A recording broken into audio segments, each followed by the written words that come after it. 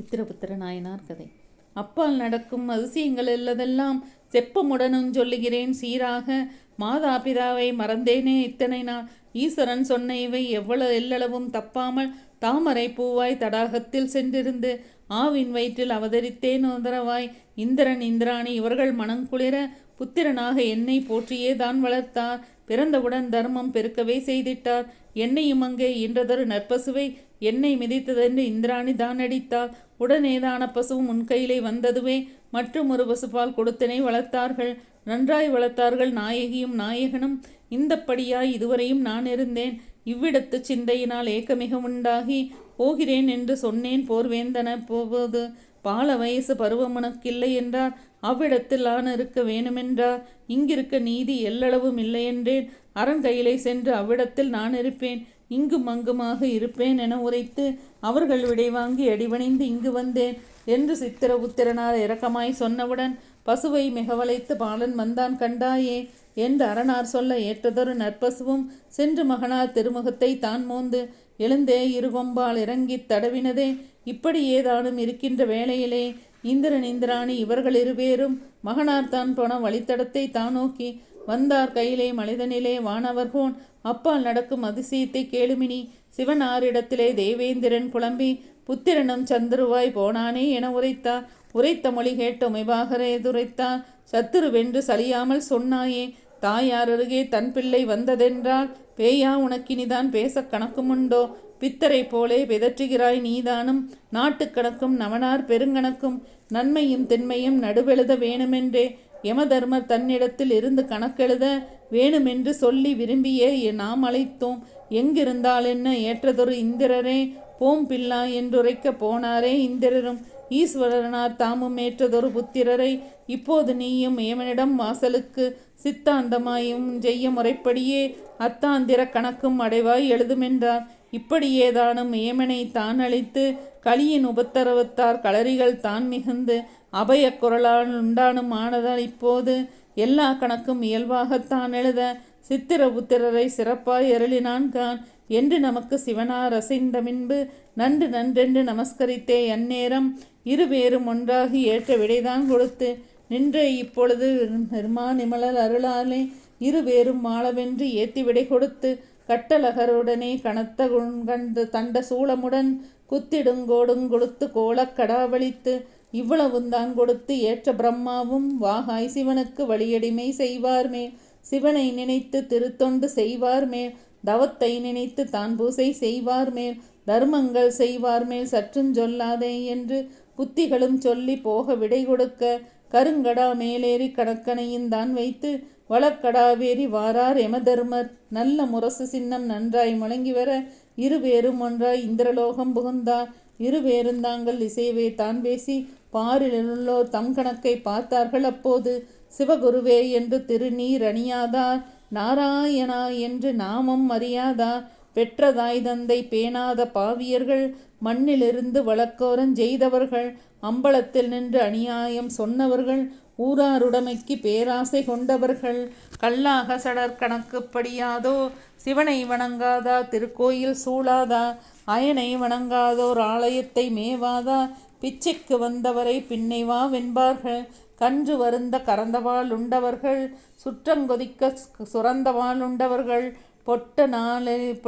பொட்ட நாழி மரக்கால் போட்டளந்த பாவியர்கள், பின்னை அளித்து பேதமுறச் சொன்னவர்கள், உள்ள பொருளை இல்லை என்று உரைத்தவர்கள், தூர வழிக்கு துணைவனேம் என்று சொல்லி ஆறுமில்லா காட்டில் அடித்து பறித்தவர்கள், குளிசீலையின்றி குளித்திடும் பொல்லாதார், கொண்ட மனையால் வருந்த கூத்தியர்கள் தன்னை வைத்தே மாதா பிதா வருந்த வயிறு வளர்த்திடுவார், இட்டுண்டு வாழ்ந்தார் ஏற்றவர்க்குமில்லை என்பார், நீட்டும் புழக்கையிலே நின்று மெல்ல கேட்டவர்கள், சாவற்போர் செய்விக்கும் சண்டாள பாதகர்கள், கொண்ட கணவனுக்கு குறிப்பறிந்து செய்யாதார், இப்படி கொத்த விழிதொழில் செய்வோரை எல்லாம் செப்பமுடன் நல்ல செந்தலில்தான் போட்டு பாசத்தை வீசி பதறவே தான் பிடித்து நாசிதனில் நஞ்சையிட்டு நாக்கில் துரடிட்டு உச்சிந்தலைதனிலே யோங்கி முளையெறிந்து அச்சப்பட கண்ணில் ஆணைதனை நிறுத்தி கையிரண்டும் பின்கட்டாக கட்டி இருகால் பின்னி மார்பை தொலைத்து மருகு பாம்புடனே கூறிய நாராசங் கொடுச்செவியினோடேற்றி பாறையினில் போட்டு பதற இழுத்து வேறு வேறாய் உடலை வெட்டியே போட்டெடுத்து காரமுள்ள அப்பதனை கரைத்ததில் நான் நுணுக்கி முள்ளு வனங்களில் முகங்கீழாய் போட்டிழுத்து பள்ளமேடென்று பாராமல் தானிழுத்து இவர் தங்களை எல்லாம் ஏழா நரகத்தில் தள்ளவென்று பட்டோலை தான் எழுதி கொண்டார்கள்.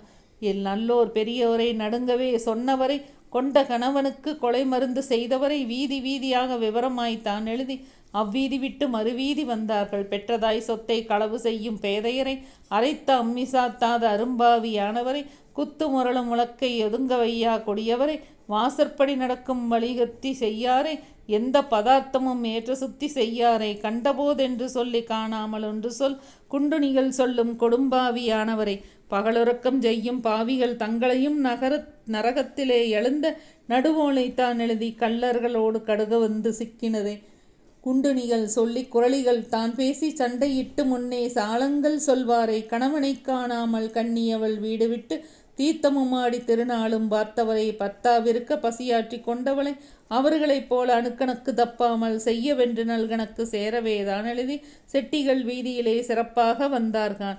அவர்கள் எல்லாம் அங்கே அடிபணிந்து வாய்வதைந்து வில்லா சரக்கை விளைச்சரக்காய் விற்றிடுவோம், செல்லா பணத்தை செலுத்துவோம் கண்டீரே, எல்லா பிழையும் பொருட்டும் அருளும் என்று சொல்ல அவர்களுக்கும் சொல்லி அமைத்தபடிதான் எழுதி வெள்ளாளர் எல்லாம் வேண்டினதெல்லாம் படைத்து நெல்லுகளை நாங்கள் உளர்த்தாமல் விட்டிடுவோம், கள்ள மரக்கால் நாளி கட்டிலந்து மிக விட்டிடுவோம் என்று சொல்லி எங்கள் குற்றம் பொறுமெனவே இவர்களுக்கும் தக்க ஏற்றபடிதான் எழுதி பட்டமார் வீதியிலே வந்தார் பறிவுடனே பட்டமார் வந்து பணிந்து மிகத் தொழுது குளிக்காமல் சேவிப்போம், கோவிலையும் பூசிப்போம், பால் தயிரும் நெய்யும் வசித்தெடுத்து சாப்பிடுவோம், ஏறாதமானதனை ஏற்றிடுவோம் என்று சொல்ல இவர்களுக்கும் அங்கே ஏற்றபடிதான் எழுதி அந்தந்த சாதி தெரு அடைவாகத்தான் பார்த்து அவரவர்கள் செய்யும் வகை எதிர்க்கவே தான் எழுதி பாவ புண்ணியங்கள் பகுத்துமே தான் எழுதி பசியாமல் அன்னம் பாங்குடனே கொடுத்தவரை இடுக்கத்துடன் ஏமாற்றி வந்தவர்க்கு உடுத்த புடவை இவந்தளித்தோர் தங்களையும் பிச்சையும் இட்டு பெரிய விடங்கொடுத்து மகேஸ்வர பூஜைக்கு மடங்கட்டி வைத்தவரை சாலை மரமும் சத்திரமும் வைத்தவரை சிவபூசை தவபூசை குருபூசை செய்வோரை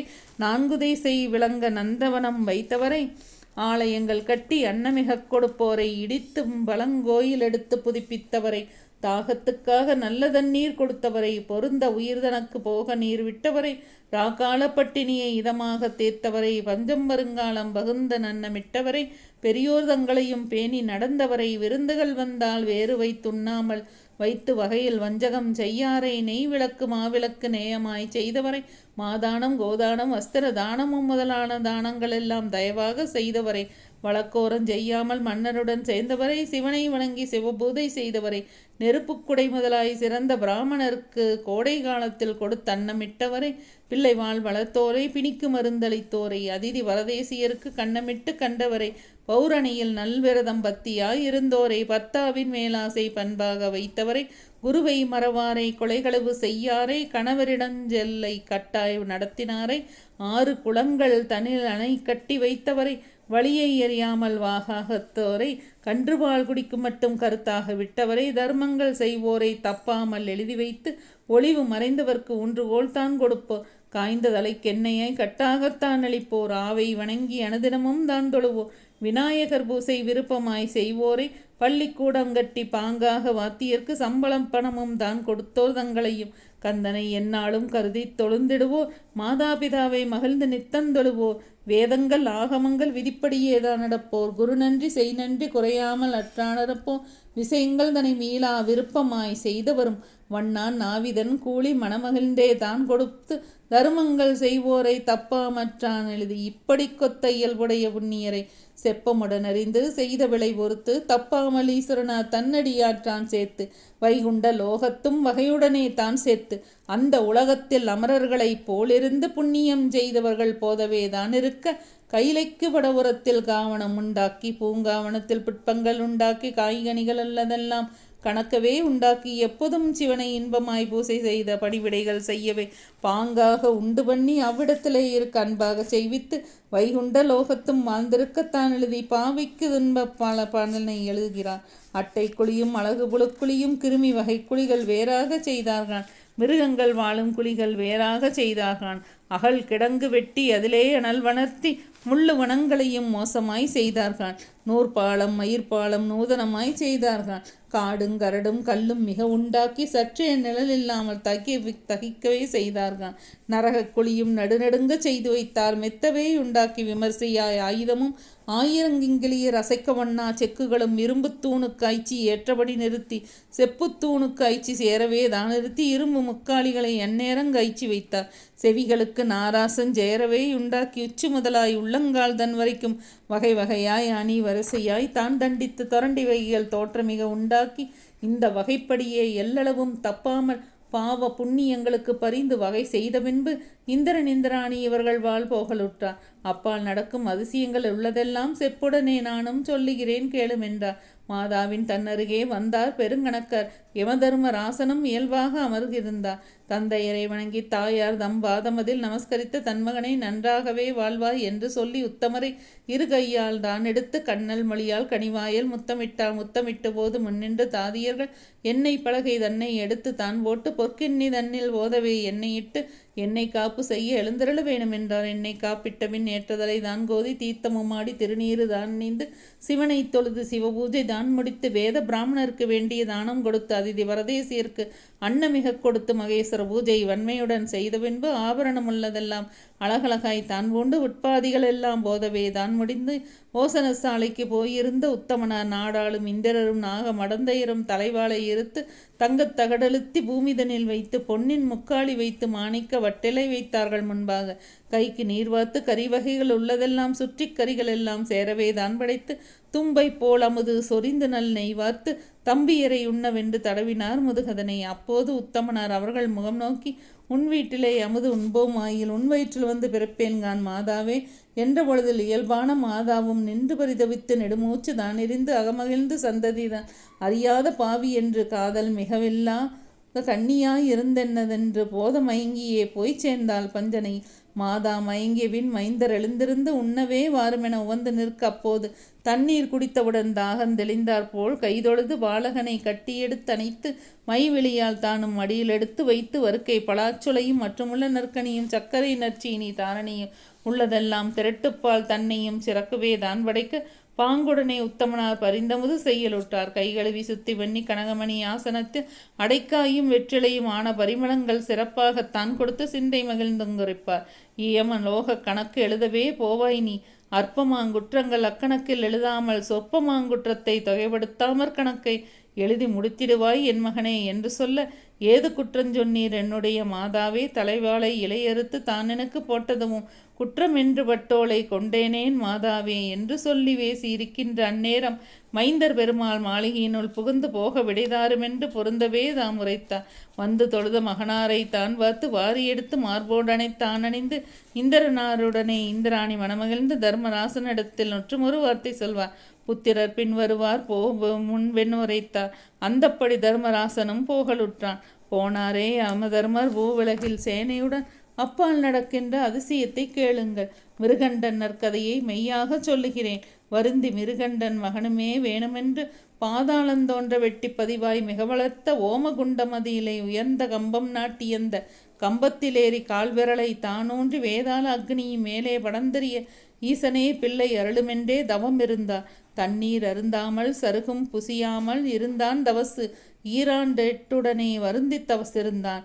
மண்ணும் மிருகண்டன் அந்த தவத்தருமை அரணாருந்தாமறிந்து தவசிவ வடிவாகவே தான் எழுந்தார். சங்கரரும் அப்போது உமையோளும் அப்படியே தானும் வந்தார். இருவேறும் தவசியாய் ஏகினரே தவத்தருகே மிருகண்டன் செய்த தவத்தை மெய்யாக கண்டார்கான். அப்போது மிருகண்டன் அரணாரை தான் தொழுது ஐயனே போற்றி போற்றி அறம் வளர்த்தவனே போற்றி போற்றி செய்யனே போற்றி போற்றி திருக்கைலாயா போற்றி போற்றி வைய வேத வசியாய் பார்த்த நிலுதித்தாய் போற்றி உய்யவே அடியேற்கண்பா ஒரு மைந்தனருள்வாய் போற்றி என்ற மொழி கேட்டு இருவரும் மனமகிழ்ந்து சிந்தையுடனே திருவாக்குத்தான் உரைப்பார்.